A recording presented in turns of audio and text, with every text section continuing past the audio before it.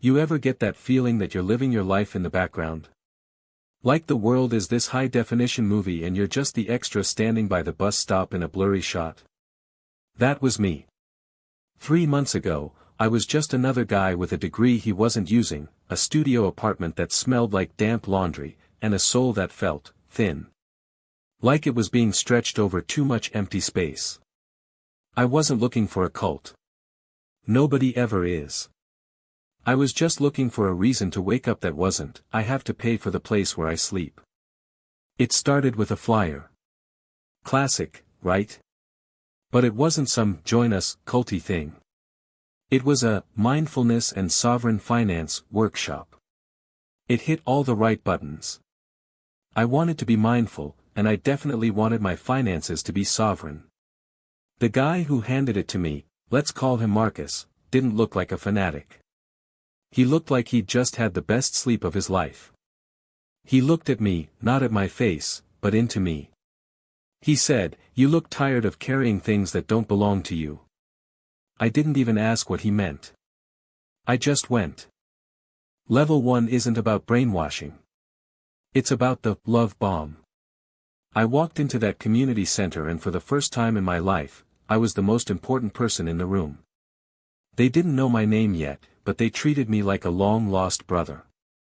Sarah, Marcus, David, they all had this warmth that felt like standing in a patch of sunlight on a cold day. They asked about my dreams, my fears, my childhood. And they actually listened. They didn't check their phones. They didn't wait for their turn to speak.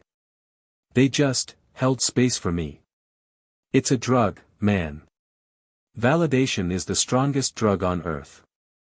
By the second week, the workshop moved to a private house. Marcus told me that the static of the city was interfering with our frequency. He suggested a digital detox. It made sense at the time. My phone was just a source of anxiety anyway. News, doom scrolling, my mom asking why I haven't visited. Marcus said, "Why let the world tell you who you are when you haven't decided for yourself?" I handed over my phone. It felt like dropping a heavy weight. I didn't realize I was dropping my only map back to reality. Now we're getting into the clearance phase. Marcus says that a cluttered life is a cluttered mind. We start small. No caffeine. No sugar. Sleep only from midnight to 4 a.m. because the dawn is for the awakened. I'm tired, sure, but there's a buzz in my head. He tells us how to sit, how to breathe, even how to walk. Heel to toe, James. Be intentional with every vibration you send into the earth.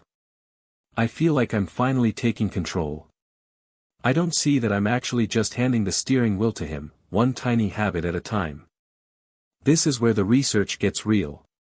They start changing my vocabulary. I don't have problems anymore, I have anchors.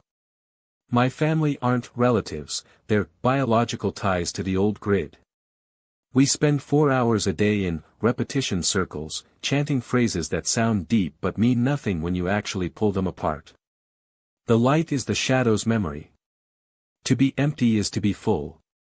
After 5 hours of sleep deprivation and no protein, these sentences start to feel like the secrets of the universe. Level 3 is the unburdening. This is the pivot point. Marcus takes me into a small room. Just me, him, and a high-intensity lamp. He tells me that to move forward, I have to vomit the poison of my past. I tell him everything. Every mistake I've made, every secret I'm ashamed of, every time I've been a bad person. He's recording it. I think he's doing it to help me analyze my patterns. He's actually just building a file. He's collecting the leverage he'll use to keep me here when the honeymoon phase ends. Then comes the energy exchange.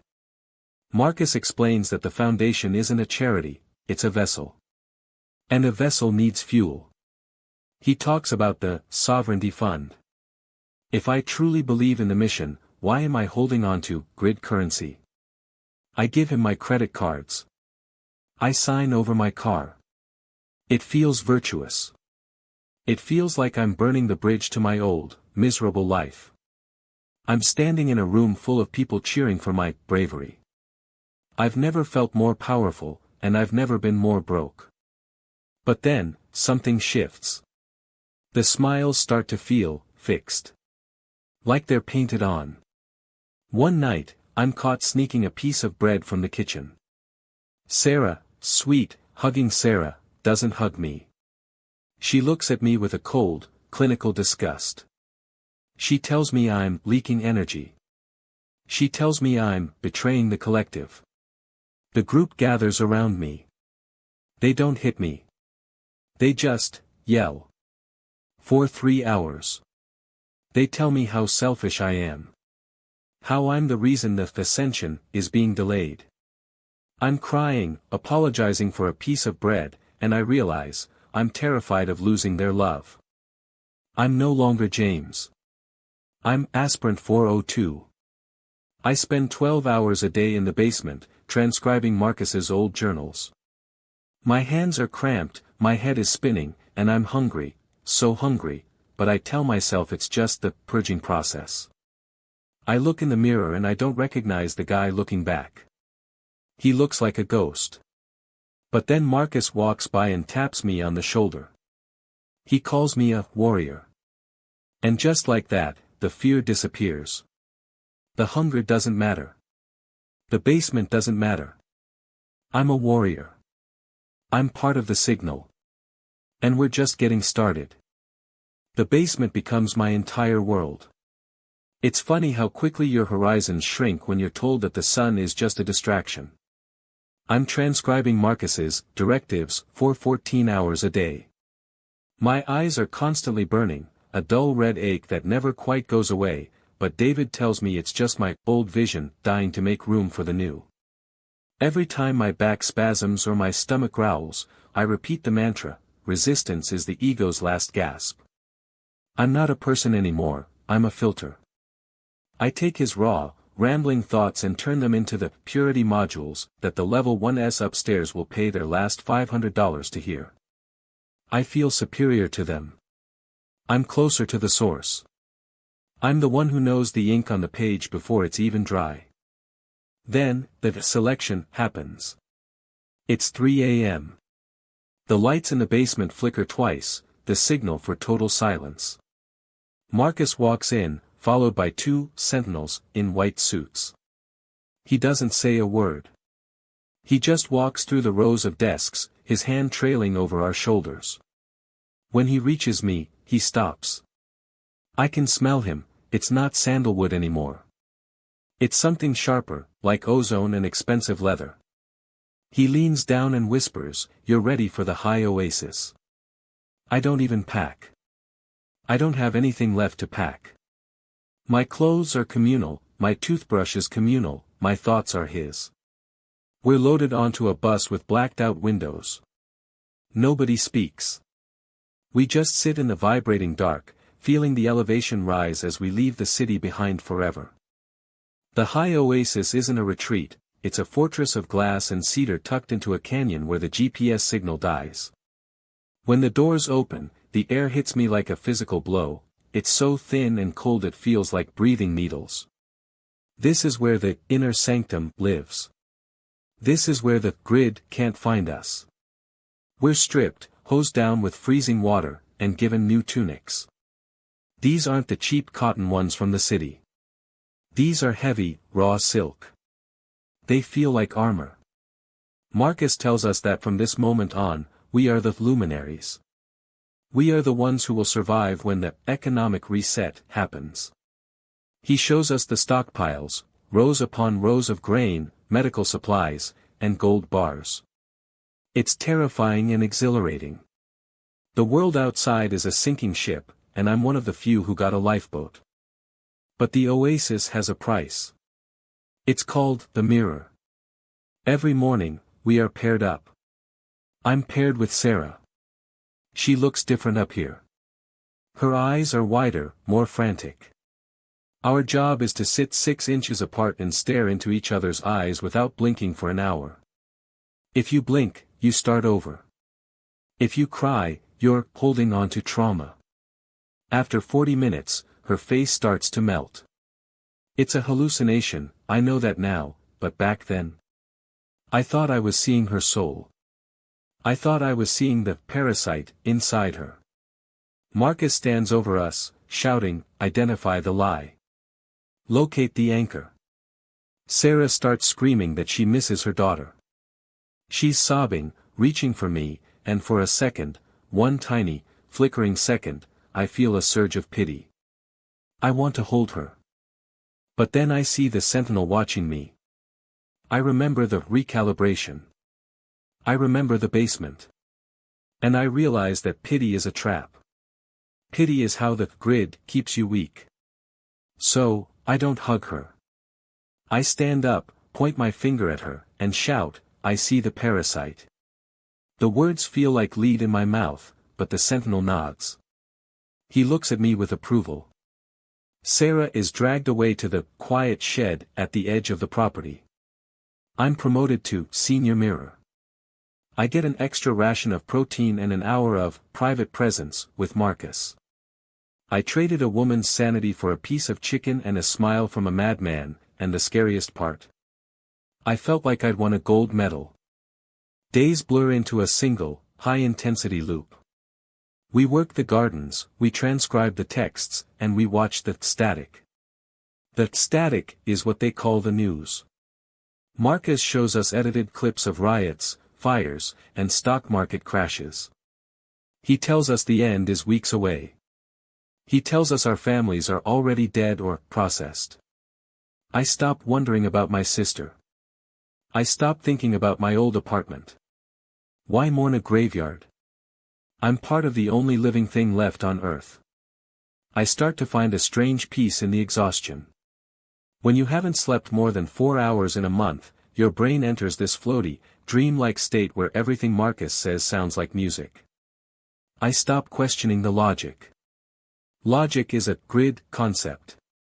I just feel. One night, I'm assigned to perimeter watch. I'm standing by the electrified fence, looking out at the dark woods. I see a pair of headlights in the distance, down on the main road. They're moving away, back toward the city I used to call home. For a moment, I imagine myself in that car. I imagine the smell of a burger, the sound of a radio station that isn't playing Marcus's chants, the feeling of a bed that doesn't smell like 20 other men. My heart starts to pound. It's leakage. I know it's leakage. I start to chant my mantras, trying to push the image away. The world is a tomb. The oasis is life. But the headlights won't disappear. They look like two eyes, watching me from a world I've been told doesn't exist anymore. Suddenly, a hand drops on my shoulder. I jump so hard I nearly hit the fence. It's David. He's a master sentinel now, his white suit pristine even in the mountain dust. He asks me what I'm looking at. I tell him I'm scanning for intruders. He looks at the headlights, then back at me. He doesn't look angry, he looks sad. No, that's not right. Masters don't feel sadness. He tells me that Marcus wants to see me in the solarium. He says I've been chosen for the final transparency. My stomach drops. The final transparency is a level 9 ritual. Nobody ever comes back the same. They either become perfected, or they vanish. The solarium is at the very top of the Cedar Fortress. It's all glass, looking out over the moonlit canyon. Marcus is sitting in a high-backed chair, surrounded by candles. He looks older up here. The god mask is slipping just a little bit, revealing the tired, desperate man underneath. He tells me he's disappointed. He says he felt my vibration shift while I was at the fence. He tells me he knows about the car. He knows about the burger. He knows about the James that's still hiding inside me like a cancer. He tells me that to save the luminaries, the cancer has to be cut out. He hands me a small, ornate silver box. In here, he says, his voice dropping to a low, hypnotic hum, is the last piece of your old life. If you can destroy it, you will be my right hand. You will be the one who leads the others when the world falls. I open the box. It's my phone. The one I gave up months ago. It's fully charged. There's a single notification on the screen. A voicemail from my sister.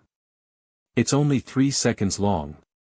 I can see the transcript on the lock screen. James, please, I know where you are. We're coming. My hands start to shake. The aspirant wants to throw the phone off the cliff.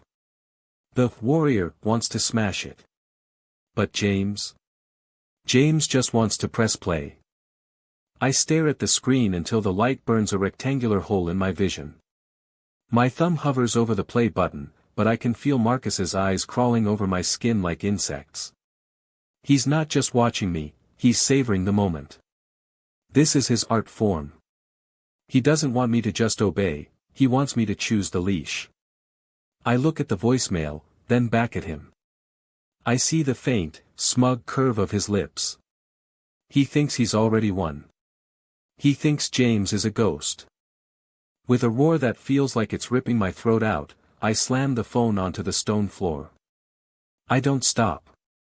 I grab a heavy bronze bust from his desk and I pulverize the glass, the plastic, and the memory of my sister's voice until there's nothing left but a smear of lithium and silicon. I'm breathing hard, the smell of ozone mixing with the sweat of a man who just murdered his last hope. Marcus stands up and applauds. It's a slow, rhythmic sound that echoes off the glass walls. "Welcome home, Eris," he says. He doesn't call me an aspirant anymore. He calls me a luminary. I'm at the top of the pyramid, and all it cost me was the only person who ever actually loved me. The next few days are a blur of privilege. I'm no longer in the barracks. I have my own room with a real mattress and a window that looks out over the canyon. I'm given a gold-threaded sash to wear over my silk tunic. The other members, the ones I used to scrub floors with, lower their eyes when I walk past. They look at me with a mix of awe and terror. I'm the proof that the process works. I'm the success story. But every time I close my eyes, I hear the 3-second transcript of that voicemail. "James, please." It loops in my head like a scratched record, a frequency that Marcus's chants can't drown out. My new duty is the auditing of the tithing. I'm moved into the financial wing of the Cedar Fortress. This is where the grid currency goes after the members surrender it. I'm staring at bank statements that would make a CEO blush. Millions of dollars flowing into offshore accounts, shell companies, and high-end real estate in places Marcus tells us are doomed. I see the hypocrisy laid bare on digital spreadsheets. While we're eating neon green slurry and sleeping on plywood, Marcus is buying a vineyard in Tuscany. While he tells us that materiality is a parasite, he's invested in the very defense contractors he claims are the architects of the Gilded Cage. I find Sarah's file. It's marked with a red X. She didn't just go to the quiet shed, she was reallocated. That's the cult's word for being sent to the processing farm in the valley, a place where the members who are too broken to be useful but too leaky to be released are kept in a state of permanent recalibration. I look at the numbers next to her name. She gave the foundation her entire life insurance payout after her husband died. $400,000. And in return, she got a shed and a mental breakdown. A cold, sharp clarity starts to settle in my chest. This isn't a church. It's a harvesting operation. And I'm the one sharpening the scythe. One night, I'm tasked with bringing Marcus his nightly alignment.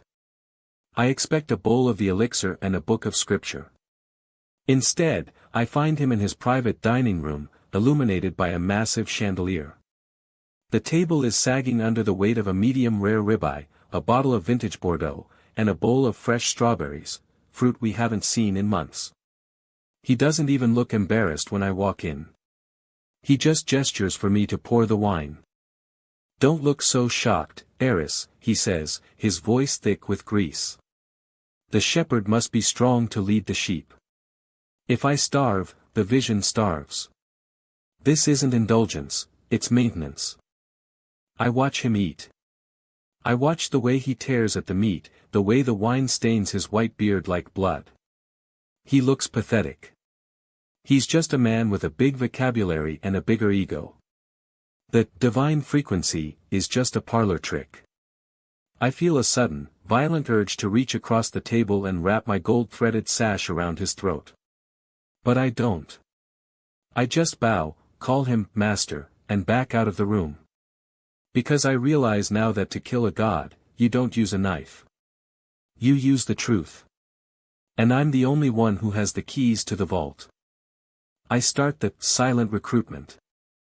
I don't look for the strongest members, I look for the ones whose eyes are starting to flicker. I find David in the gardens. He's the one who's been here the longest, the one who's seen the most perfected members vanish. I don't say anything at first. I just stand next to him and whistle a tune, a pop song from the grid that we're forbidden to remember. He stops digging. His shoulders tense. He doesn't report me. He just starts whistling the chorus.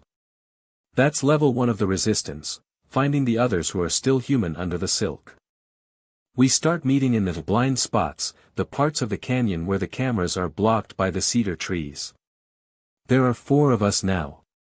David, a girl named Maya who used to be a hacker, and a sentinel named Caleb who's tired of being a thug. We don't talk about sovereignty. We talk about our mothers. We talk about the cars we used to drive. We talk about how much we hate the smell of sandalwood. We're building a new language, a secret one, right under Marcus's nose. Maya tells me she can get into the server room if I can get her the keycard from the solarium. But Marcus is getting paranoid. He started the night of the long years. He's encouraging members to spy on each other for extra rations. The atmosphere in the oasis turns poisonous. You can't trust a smile anymore. Every hug is a search for a hidden device. I have to be the most aligned of them all. I have to lead the correction circles where we scream at seekers until they collapse. I have to look into the eyes of a terrified 19-year-old and tell him he's a parasite, while my heart is screaming I'm sorry, I'm sorry, I'm sorry. I'm called back to the solarium. Marcus is standing by the glass, looking out at the valley. He tells me the final harvest is approaching. He says the world outside is finally collapsing, and we have to prepare for the ascension. In cult speak, ascension usually means one thing: nobody leaves the mountain alive. He shows me a crate of special elixir, vials of clear liquid that he says will vibrate our souls into the next dimension. I know a poison when I see one. He wants us to go out in a blaze of glory so he can be the king of a graveyard rather than a prisoner in a cell. He hands me a vial. Taste the future, Eris, he says. His eyes are wide, glassy, and completely insane. He started believing his own lie. That's the final level of the cult leader, the moment you forget you're the one holding the strings and start thinking you're the puppet of a god. I hold the vial to my lips. The resistance is supposed to move tomorrow. If I drink this now, it's over. If I refuse, I'm dead before the sun hits the canyon. I look at Marcus, and for the first time, I don't feel fear. I feel a cold, surgical precision. I pretend to drink, letting the liquid spill into the thick collar of my tunic. I fall to my knees, gasping, pretending to see the light. I tell him I see the stars opening up. I tell him I see the new grid. He's weeping with joy, hugging me, calling me his perfect son. And while he's distracted by his own ego, my hand moves to his belt. I feel the cold plastic of the master keycard. I slide it into my sleeve. The shepherd thinks he's blessing the sheep, but the sheep just stole the keys to the gate. The harvest starts tonight, but it's not going to be the one he planned. The weight of the keycard against my palm feels like a piece of dry ice, burning and freezing at the same time. I move through the cedar hallways not as Eris, the luminary, but as a ghost. The fortress is quiet, but it's the silence of a held breath. Everyone is in the main atrium, preparing for the final harvest. I can hear the distant, rhythmic thumping of the ceremonial drums, a sound designed to sync our heartbeats to Marcus's frequency. I slide the card into the reader at the server wing. The light turns green with a click that sounds like a bone breaking. Maya is already there, huddled in the dark between the humming server racks. She doesn't look up, her fingers are dancing across a keyboard she hasn't touched in a year. I stand guard at the door, my gold-threaded sash discarded on the floor like a dead snake. "I'm in," she whispers, her voice cracked and raw. She isn't just deleting the blackmail files. She's rerouting the offshore accounts, triggering an external protocol that will ping every law enforcement agency from here to DC with the GPS coordinates of the processing farm. We aren't just leaving, we're burning the map behind us. I head to the atrium. The air is thick with the scent of lilies and the metallic tang of the special elixir.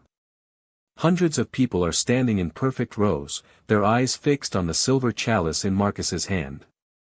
He's mid-sermon, his voice a soaring, beautiful lie about shedding the skin of the world. I see David in the back, his hand resting on the holster of his sentinel sidearm.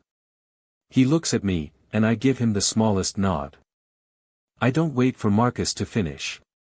I walk right up onto the stage, right into the center of the presence. The crowd gasps, a single, collective intake of air. Marcus stops, his eyes wide with a mix of confusion and fury. I don't shout. I don't have to. I pull out the master tablet I grabbed from the server room and I project the shepherd's ledger onto the massive screen behind him. The image isn't a star or a symbol. It's a bank statement. It's the deeds to the villas in Tuscany. It's the photos of the ribeye and the vintage wine he ate while we starved. The silence that follows is the loudest thing I've ever heard. It's the sound of 1,000 illusions shattering at once. I look at the luminaries, the people I've spent months chanting with, and I see the light coming back into their eyes, not the divine light, but the sharp, painful light of reality. The elixir is poison, I say, my voice steady for the first time in my life. And the shepherd is just a thief who's afraid of the dark. Chaos doesn't happen all at once. It's a slow-motion collapse. Marcus tries to scream, to command the sentinels to seize me, but Caleb and the others are already stepping back, their white suits blending into the crowd.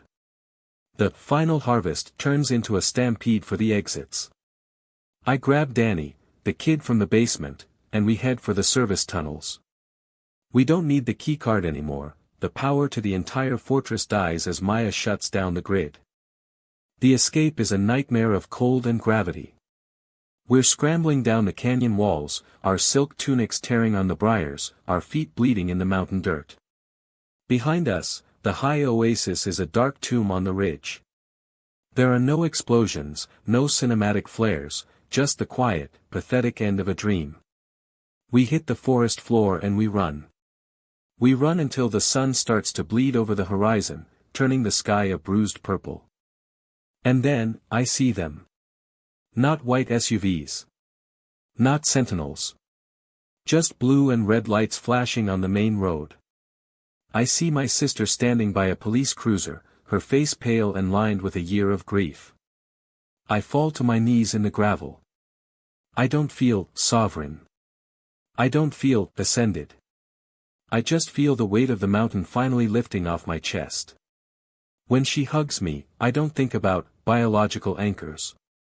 I just breathe in the smell of her laundry detergent and I cry until I can't breathe. The next few months are the hardest levels of all. The deprogramming is a slow, agonizing crawl. You don't just wake up and feel normal. Every time I see a white suit, I flinch. Every time someone smiles at me too warmly, I look for the hidden agenda. I have to learn how to make a choice again. What do I want for breakfast? What color should I paint my room? These tiny decisions feel like climbing Everest because for so long, the answers were dictated by a man in a cedar fortress. I'm in a diner now. It's been 6 months. I'm wearing a plain black t-shirt and jeans. My hair is still messy, and the dark circles under my eyes are probably permanent, but my vision is clear. I'm watching the news. Marcus is in a jumpsuit, orange, not white. He's being charged with everything from human trafficking to financial fraud. He looks small. He looks like a glitch in the matrix that finally got patched.